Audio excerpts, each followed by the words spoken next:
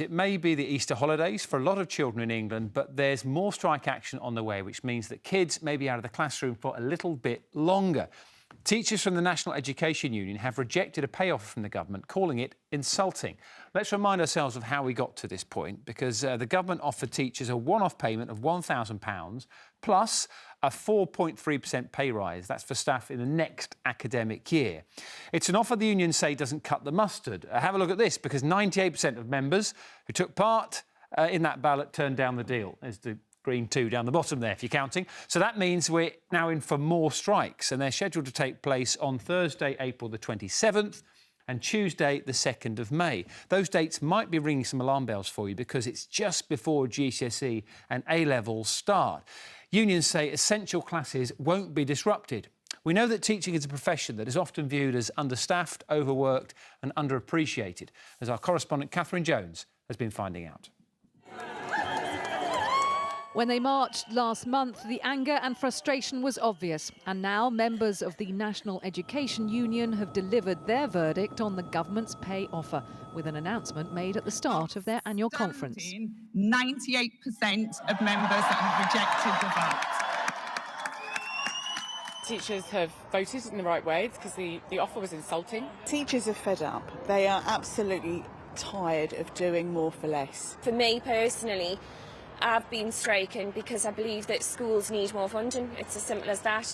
The Education Secretary called the news extremely disappointing. The offer was funded, including major new investment of over £500 million, Gillian Keegan said, in addition to the record funding already planned for school budgets. The NEU's decision to reject it will simply result in more disruption for children and less money for teachers today. But according to this head teacher, the government's extra funding is nowhere near enough. So one person's pay rise is another person's redundancy. It's as simple as that. Whatever pay rise his staff get, the school pays the price. The extra funding that was passed on by Gillian Keegan this term doesn't even cover the pay rises from last academic year, let alone any future pay rises. So what schools have been asked to find is 4% of that pay rise from their existing budgets. That simply is not possible. And it seems the pay offer was the last straw for a profession under strain. On average, full-time teachers in England work almost 53 hours a week. And a survey out today finds half say their workload is unmanageable most of the time or all of the time, while 2/3 of teachers say they are stressed at least 60% of the time. Anna only became a teacher a year ago. She's quit because of the stress. You're not really just their teacher, you're also responsible for, any safeguarding issues that take place. You're a role model. There's just a lot that goes on, and there's just not enough time. With 2 strikes already scheduled, parents could also face more days of disruption later in the summer term and into the autumn too. Well, I'm not happy about keep missing school, and, they fine parents for taking children out of school for leave of absence, but it's OK for teachers to shut the school and then we've got to look after our children for the day. Obviously, I understand that the governments have got constraints, but for the amount of work they do, they need to be paid more. The NEU has urged the Education Secretary to talk to them before the next strike. The government says it has no plans to make an improved offer, and the independent pay review body will now recommend what settlement England's teachers will get in September.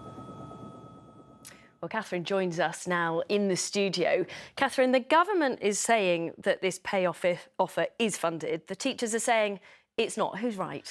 That's a $64,000 question, Tessa, if you're old enough to remember that, or rather the $2 billion or pound question, because that's the amount of extra money the government gave for 2 years running in the autumn statement. And at the time, one teaching union, not the one we've been talking about today, said that could bring schools back from the cliff edge they've been teetering on.